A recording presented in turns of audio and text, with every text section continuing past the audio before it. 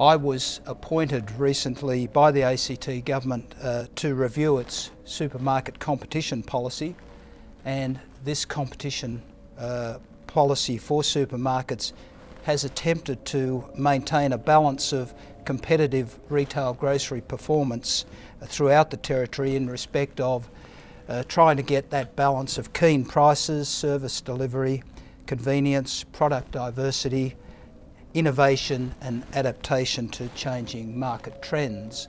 And this is the first time that I've actually had to compete at one of these sessions with the wind, and I can hear the howling Gungahlin wind, but there you go. It's something that we've all got to deal with, and hopefully you're not going to have trouble hearing me at this close distance. Just to give you an overview of where we're coming from in this, and there has been a little bit of publicity about it, but it's maybe good for people to understand why we're doing this review. It was prompted in part by some recommendations out of last year's national ACCC inquiry into the competitiveness of retail grocery prices in Australia. And in my former role, prior to taking up a role advising the ACT government about a month ago, I had been a commissioner with the ACCC, and I was a member of that ACCC grocery prices inquiry. So I know some of the background to what was behind that inquiry. And there were two elements of what the ACCC recommended that the ACT government and some of the other states and territories are looking at. The ACCC recommended that zoning and planning regulations and the decision-making processes that affect additional supermarket space, especially where that could involve a new entrant other than the two majors that are fairly dominant in the larger supermarket space, that the processes that are involved should take into account the impact of competition between supermarkets in an area.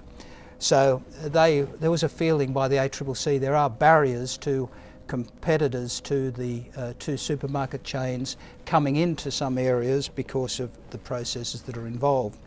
In addition, the ACCC also found that if larger independent stores could achieve better wholesale terms of supply of dry groceries, that combined with the fact that they are already fairly competitive in terms of their prices on fresh product, that would make them more competitive with the majors. And the ACCC had a bit to say about the role that's currently played by the monopoly or virtually monopoly wholesaler to the third independent source, the Metcash, about how its interaction occurs with the independent stores, and that there are opportunities for the independent stores to become more competitive.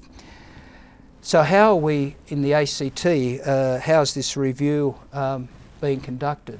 My task has been to talk in depth to key industry stakeholders, ACT planners and other arms of government, to establish how the planning regulations and decision making affect retail grocery competition and how that has worked in the ACT. I've been asked to advise on a framework and principles that could be applied to the processes to enable entry of larger independent stores, including Aldi, where that would contribute to the upgrading of competition outcomes in the ACT. So that's the basis on which we're holding the review. I would stress that the spirit and the intent of this process is not to just protect competitors, it's to promote good competition in the full sense of the word. So the background in the ACT, just to run over what is it that we've got at the moment. The ACT does have a retail tiering comprising local centres, group centres and town centres in which supermarkets have played a key role as anchor tenants. The ACT does have some fairly unique characteristics. It has a higher proportion of the grocery and food retail market being supplied by supermarkets than in other capital cities. In other capital cities we have a higher proportion of the non-supermarket, the speciality stores, the fresh food markets are a higher proportion. I think that's starting to change in the ACT. I think those other sources are either re-emerging or certainly coming forward. And the second thing where the ACT is a bit different from other state capitals is that the independent supermarkets, like IGA, in the ACT actually have a greater share of supermarket space compared to the other capital cities. This derives almost entirely from the fact that the independent supermarkets dominate local shopping centres in the ACT. It's quite unusual the extent to which the planning hierarchy, the local centre arrangements have caused that to happen. But part of my commentary will be about how that's played out. The independent supermarkets are generally much smaller than the major chains. The IGA type stores are typically in the range of 300 to 800 square metres with a few exceptions. I've had the experience over the last few weeks of actually trawling around many of the supermarkets in the ACT and had quite an experience going and talking to many of the IGA owners who are very dedicated and professional and very good operators. In fact, some of them, when they're showing me through their stores, just indicate they're almost like housewives tidying up their everything, every shelf. And even when one of the leading operators took me to another colleague's store, he was tidying up the shelves in that guy's store. So obviously it sort of gets in the genes a little bit. But they're certainly of a smaller size, generally in the range, as I said, 300 to 800 square metres.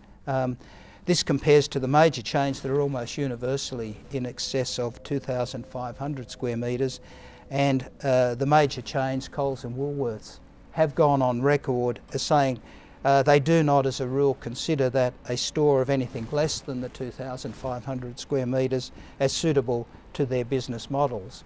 We do have Woolworths in a few stores in Canberra that are smaller than that, but I'll come to that issue in a moment.